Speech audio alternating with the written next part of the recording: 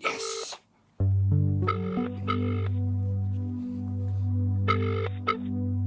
Hello? Hello, Dave. It's Gaz. Oh, hi. How are you doing, ma'am?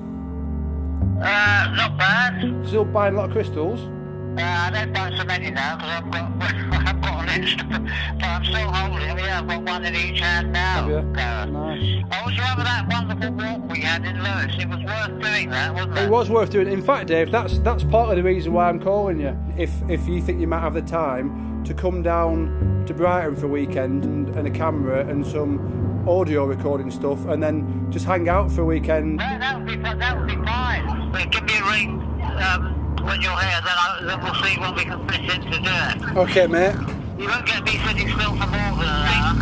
I think you need to be very succinct. You know the word succinct? Yes. To the point. If I'm asked any questions, they should be questions that demand the most revealing. Because crawling through everything that I've been through, it takes like a week. Phil will be there and he suffers with paranoid schizophrenia, so sometimes he can be a bit funny with people around. When are you coming down? Friday morning? Have you got my landline number? I don't know. Will you texting me?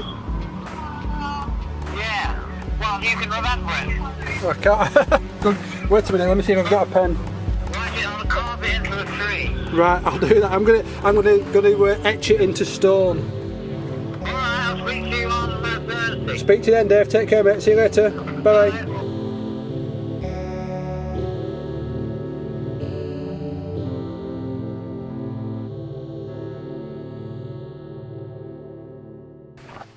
I sort of work life out. When we're born into the world of the five senses, which immediately captivate. Well, first of all, we've got to learn how to work our bodies. Yeah. And then we're completely absorbed by what spiritual people call the world of the five senses, but mainly seeing and hearing. Yeah. And that completely absorbs us. We dream about it, we become full of desires for it, and likes and dislikes. Basically, this world, just like when you're seeing a good film at the cinema, completely absorbs our attention, so we forget any idea of where we come from. And the idea that we come from within just seems impossible. People like Brian Cox and people like that are searching the outer limits of space. All they're doing is searching through illusion to find more illusion and find more illusion. The more I get into crystals, the more I get into fish, the more I get into plants, it just goes on forever. Yeah. You peel away, it's like an onion. Illusion is like an onion, but it's meant to be like that. It's a play. If we weren't interested in the film, we'd get up from our seats and go out. It has to be captivating, it has to be real. Well, this world is constantly changing. There is nothing ideal in this world for anybody. We're all going to die. The whole world is perishable.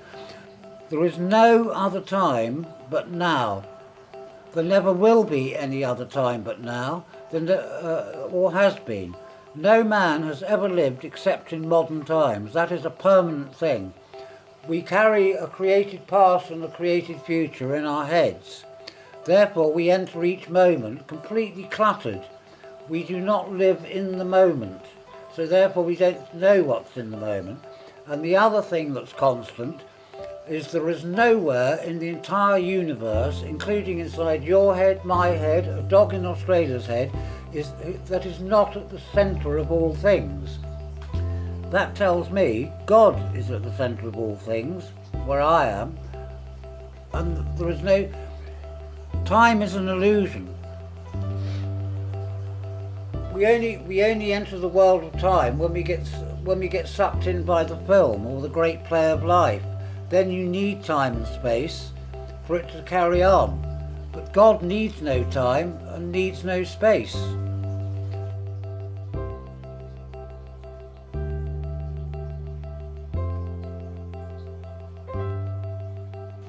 My father died when my Scottish father died when I was 11, and I was brought up a strict Roman Catholic, Scottish. As soon as he died, I turned into an atheist overnight.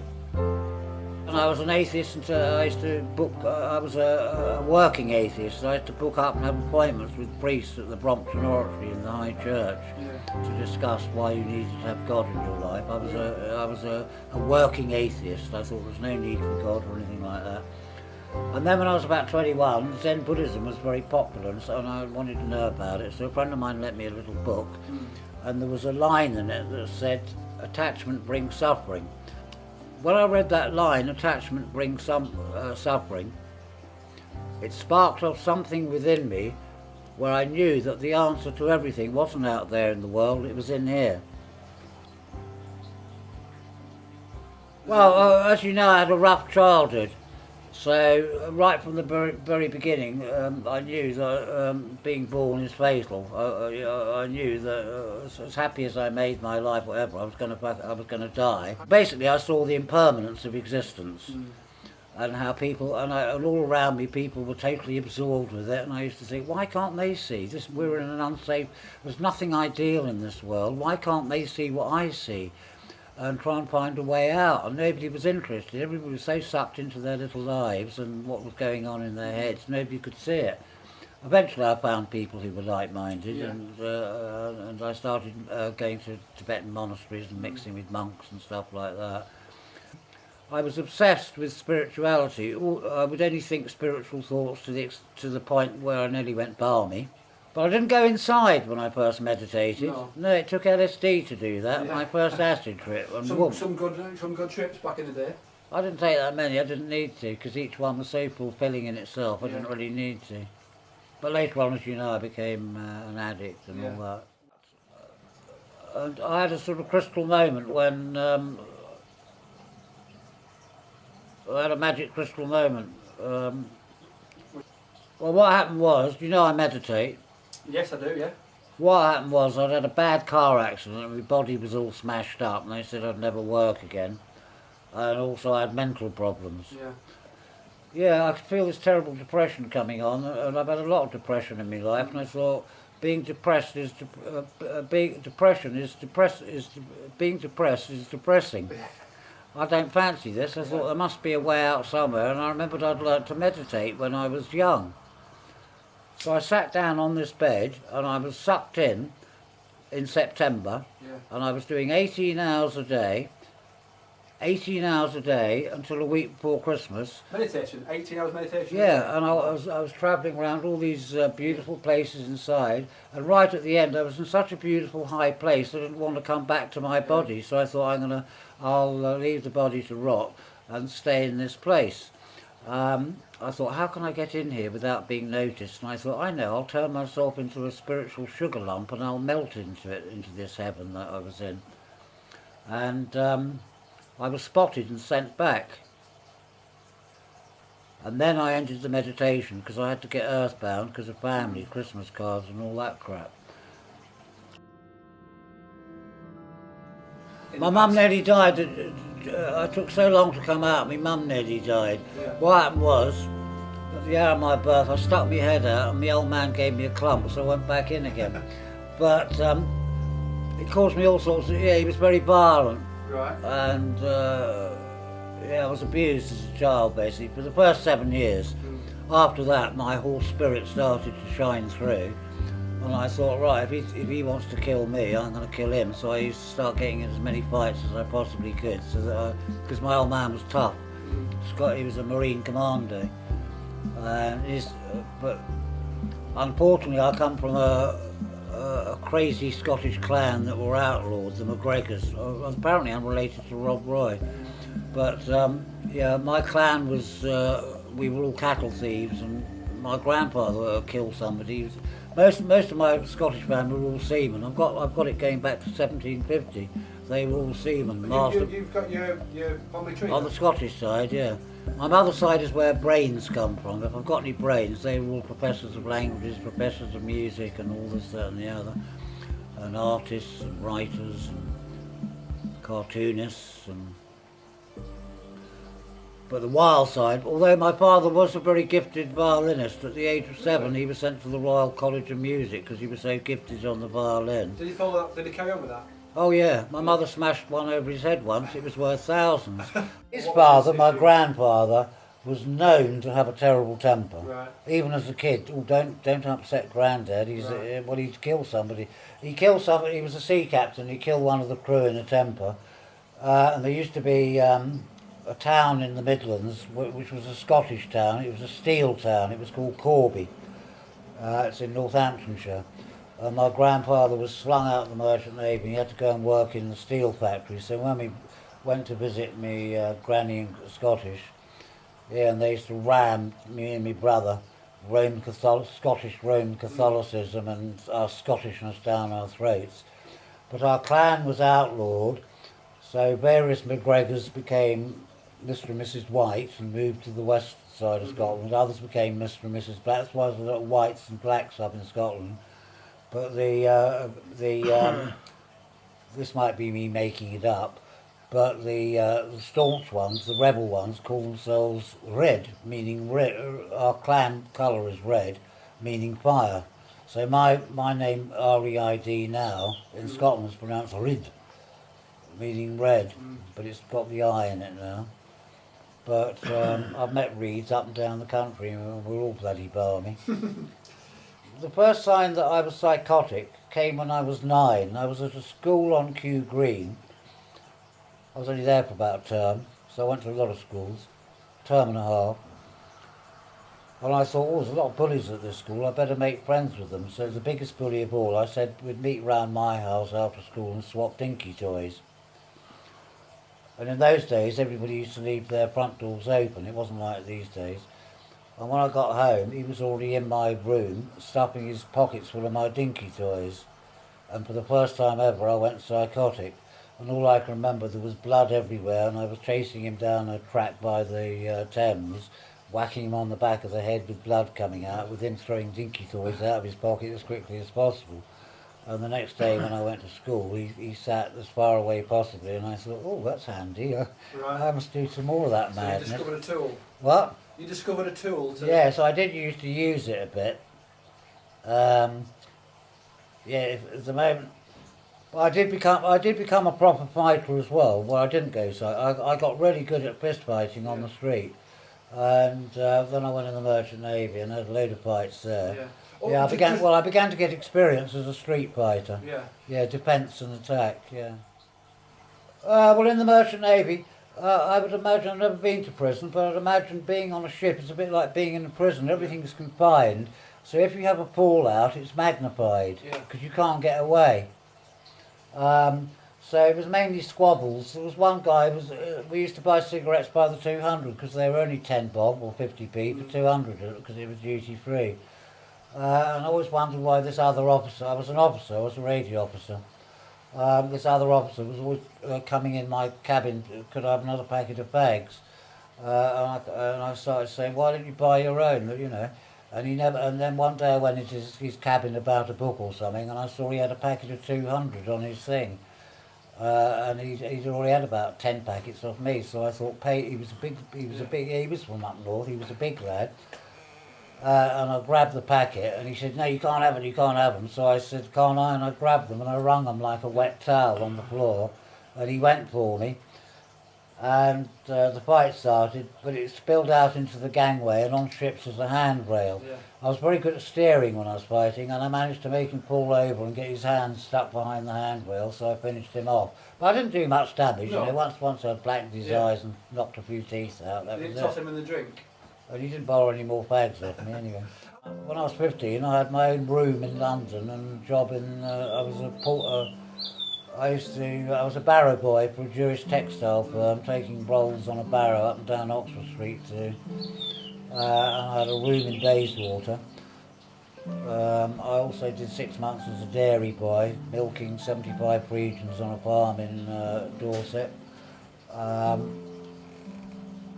also was an organ tuner's mate, tuning church organs. We used to do Somerset, Gloucestershire and the bottom half of Wales up to Aberystwyth, tuning church organs.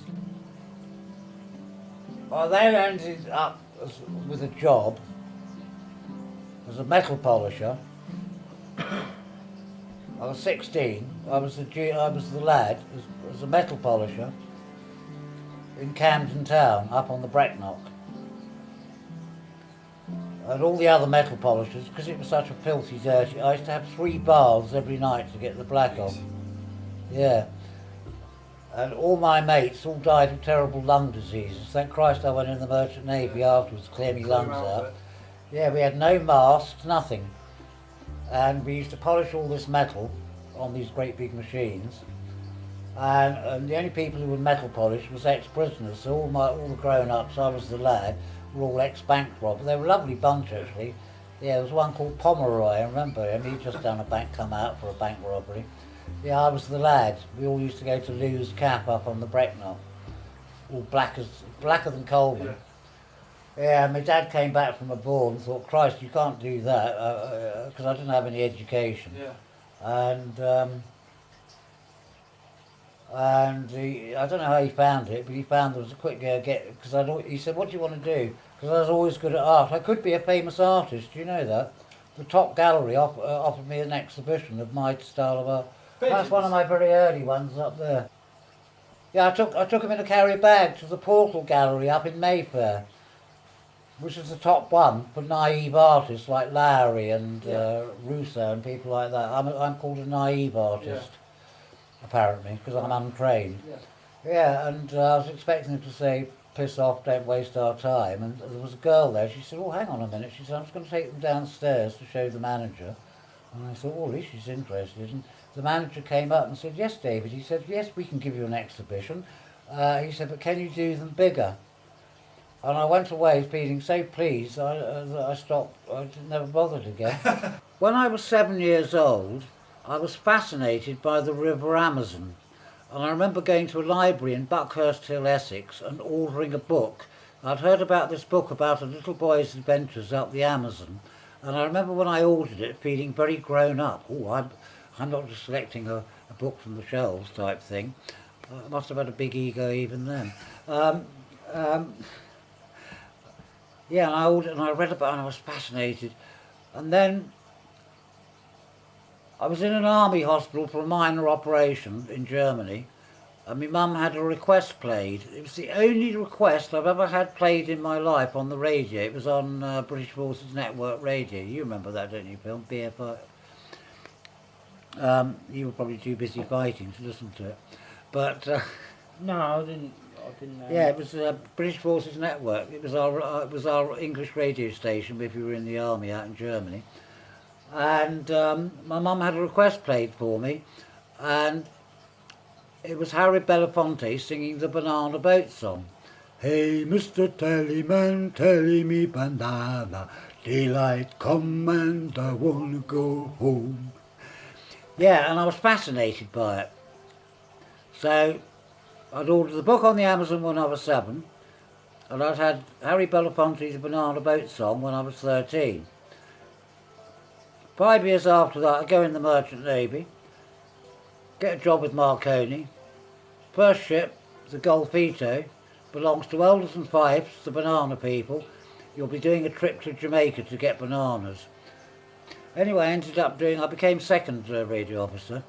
The beauty of being a radio officer, unless you've got repairs to do, you have to take down the ship's aerials as soon as you're in port or before, and stop operating, otherwise you'll start interfering with local radio stations, because your transmitters and receivers are so powerful they'll interfere with local radio stations.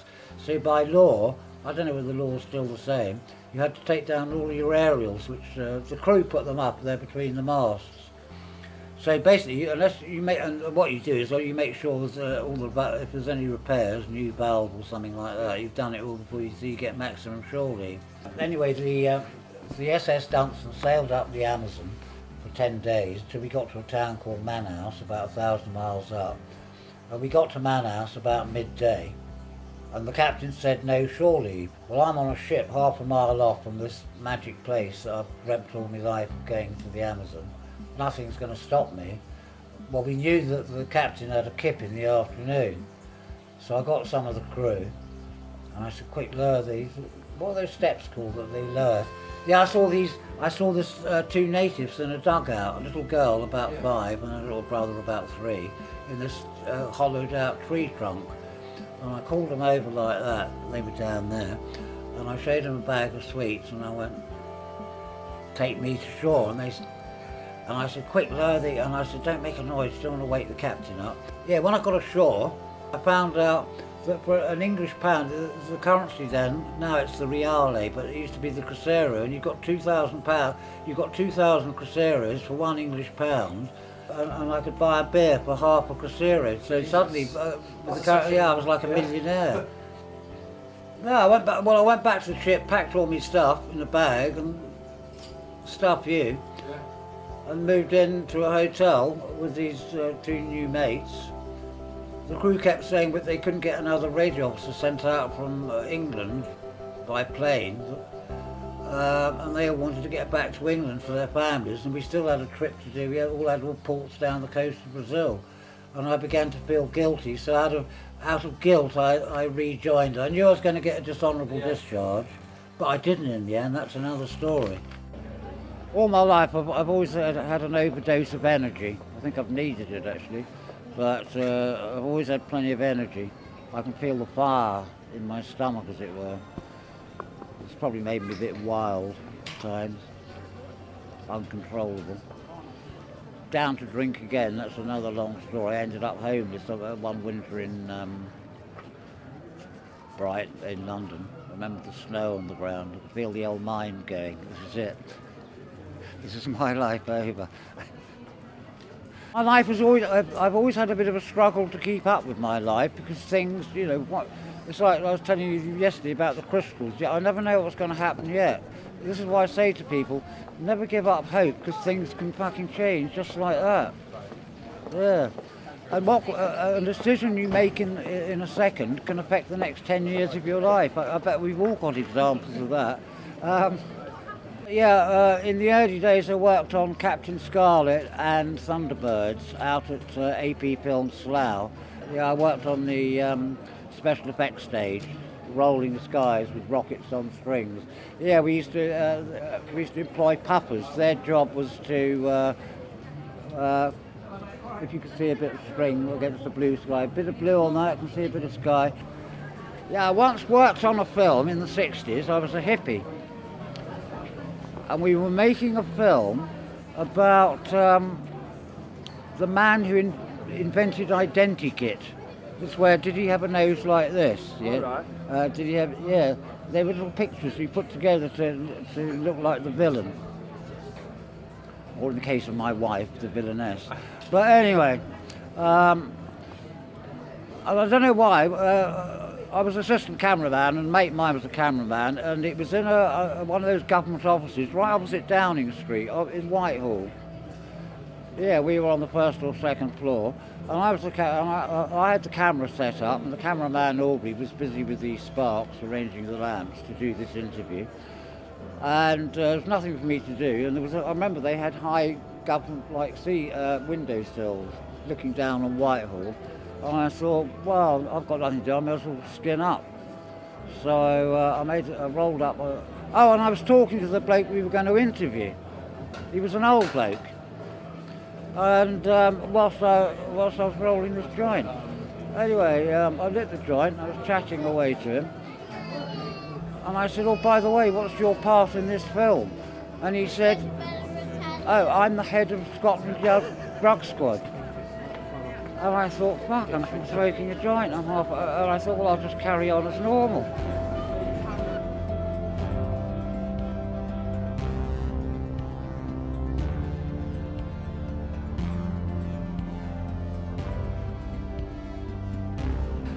Meditation is a form of learning to die but being able to maintain the ability to come back to your body. When you are inside and you are on an astral plane, you know you're there, just as you know you're here in this world. It is a very distinct and clear world, often far more beautiful than this world. Probably the regions that I've been, I don't know why I've been allowed to visit, are probably very low ones, probably very close to the vibration of this universe. I'm told in the true astral sky, not the sub-astrals where most of us go when we die, in the true astral sky, when you on the true astral world, when you look in the astral sky, you can see thousands of universes, some forming, some finishing, like balls in the sky.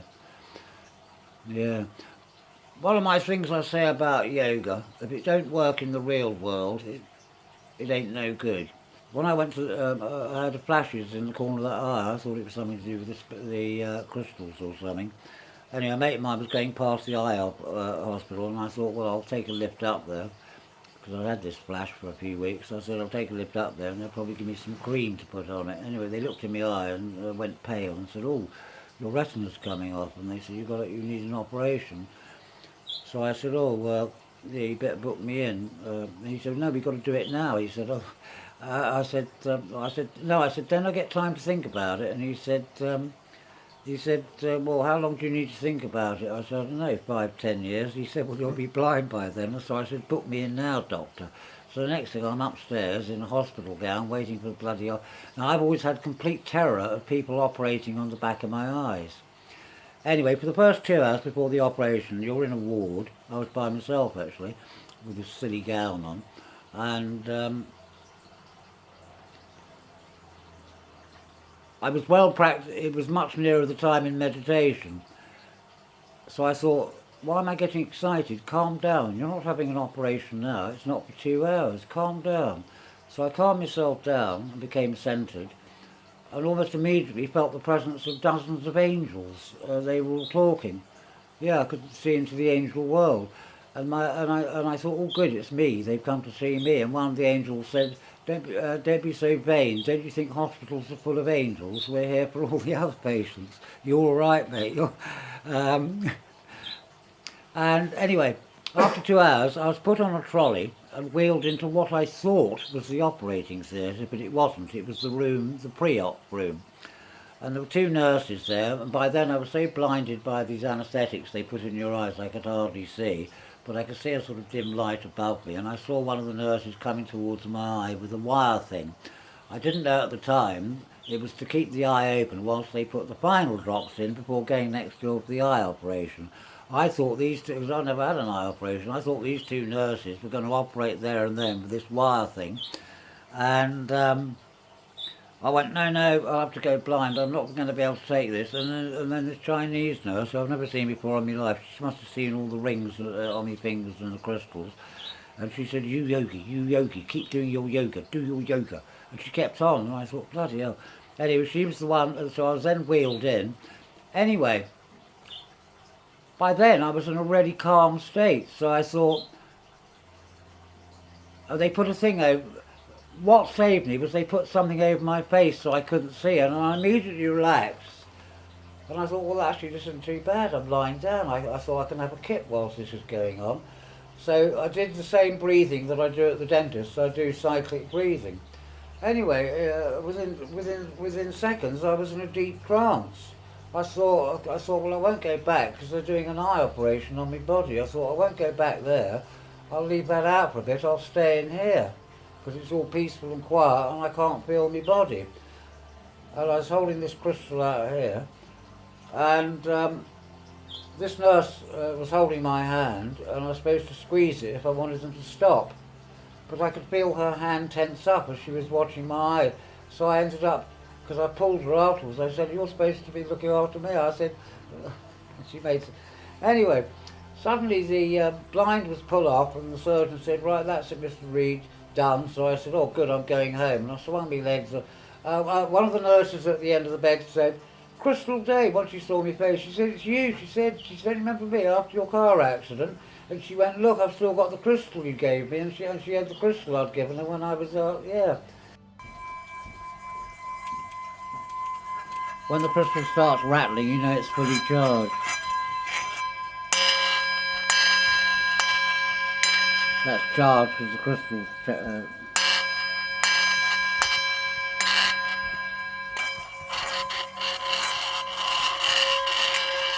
When you put crystals amongst other crystals, like in this cabinet, because they all sing their different songs, they charge each other up. Anyway, did these, didn't they? Singing, Tibetan singing